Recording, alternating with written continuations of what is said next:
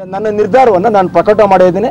ನನಗೆ ನಾನು ಮಾನ್ಯ ಕೆಪಿಸಿಸಿ ಅಧ್ಯಕ್ಷರು ಮಾನ್ಯ ಉಪಮುಖ್ಯಮಂತ್ರಿಗಳು ಇವತ್ತು ಇಲ್ಲಿ ಬಂದು ನನಗೆ ಈ ಥರ ಅನೇಕ ವಿಚಾರಗಳನ್ನು ಈಗಾಗಲೇ ನಮ್ಮ ರಾಷ್ಟ್ರೀಯ ಅಧ್ಯಕ್ಷರು ಮತ್ತು ಜನರಲ್ ಸೆಕ್ರೆಟರಿ ಅವರು ಮಾತನಾಡಿದ ಜೊತೆಗೆ ಅನೇಕ ವಿಚಾರಗಳನ್ನು ಹೇಳಿದ್ದಾರೆ. ಅವೆಲ್ಲವನ್ನೂ ಕೂಡ ನಮ್ಮ ಮುಖಂಡಗಳ ಗಮನಕ್ಕೆ ತಂದು ನಂತರ ನಾನು ಇವತ್ತು ನಿರ್ಧಾರವನ್ನು ಪ್ರಕಟಣೆ ಮಾಡ್ತೀನಿ. ಸರ್, ಈಗ ಇಬ್ಬರು ನಾಯಕರುಗಳು ನಿಮ್ಮ ಜೊತೆ ಚರ್ಚೆ ಮಾಡಿದ್ದಾರೆ. ಅವರ ಒಂದು ಮಾತುಕತೆ ನಿಮ್ಗೆ ಏನಾದರೂ ಭರವಸೆ ಬಂತಾ? ಭರವಸೆಗಳು ಅದು ಬೇರೆ ವಿಚಾರ. ನಾನು ಪಕ್ಷದ ಏನು ನಮ್ಮ ರಾಷ್ಟ್ರೀಯ ಅಧ್ಯಕ್ಷರಿಂದ ನಮ್ಮ ನಾಯಕರುಗಳೆಲ್ಲ ಮಾತನಾಡಿದರೆ ಅದರೆಲ್ಲ ಮಾತಿನ ಸಾರಾಂಶವನ್ನು ನಮ್ಮ ಮುಖಂಡಗಳಿಗೆ ಟ್ರಾನ್ಸ್ಫರ್ ಮಾಡಬೇಕು. ಯಾಕೆಂದರೆ ಇದು ನನ್ನ ಜೊತೆಯಲ್ಲಿ ಮಾತ್ರ ಮಾತಾಡಿದ್ದಾರೆ.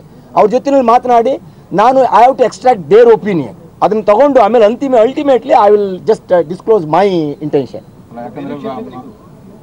ಬೆಂಗಳೂರು ಉತ್ತರದಲ್ಲಿ ಕೂಡ ಸ್ಪರ್ಧೆ ಮಾಡ್ತು ಅಂತ ನಿಮಗೆ ಒಂದು ಆಹ್ವಾನ ಕೂಡ ಕೊಟ್ಟಿದ್ದು, ಅದನ್ನು ನೀವು ನಿರಾಕರಣೆ ಮಾಡಿದ್ರಿ. ಅಲ್ಲ, ನಾನು quite naturally I am representing Tumakuru parliament. ಒಂದು ಬೆಂಗಳೂರು ನಾರ್ತ್ನಲ್ಲಿ ನಿಲ್ತಕ್ಕಂಥದ್ದು ಇಟ್ ಇಸ್ ನಾಟ್ ಕರೆಕ್ಟ್. ಹಾಗಾಗಿ I was suppose to contest from Tumakuru parliament constituency.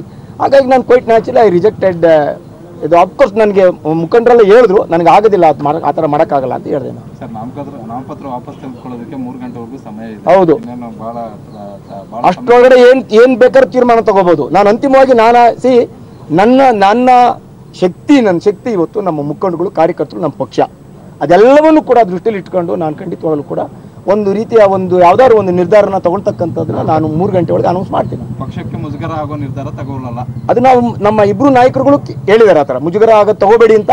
ಅದೇ ರೀತಿ ನಮ್ಮ ರಾಷ್ಟ್ರೀಯ ಅಧ್ಯಕ್ಷರು ಅದೇ ಮಾತು ಹೇಳಿದ್ದಾರೆ, ನಮ್ಮ ಜನರಲ್ ಸೆಕ್ರೆಟರಿ ಅವರು ಅದೇ ಮಾತು ಹೇಳಿದ್ದಾರೆ, ಮತ್ತು CLP ಲೀಡರು ಅದೇ ಮಾತು ಹೇಳಿದ್ದಾರೆ, ಪಕ್ಷಕ್ಕೆ ಮುಜುಗರ ಆಗ ತಗೋಬೇಡಿ ಅಂತ. ಅವ್ರ ವಿಶ್ವಾಸ ಅವ್ರು ಹೇಳಿದ್ರೆ ಅದಕ್ಕೆ ನಾನು ಋಣಿಯಾಗಿದ್ದೇನೆ.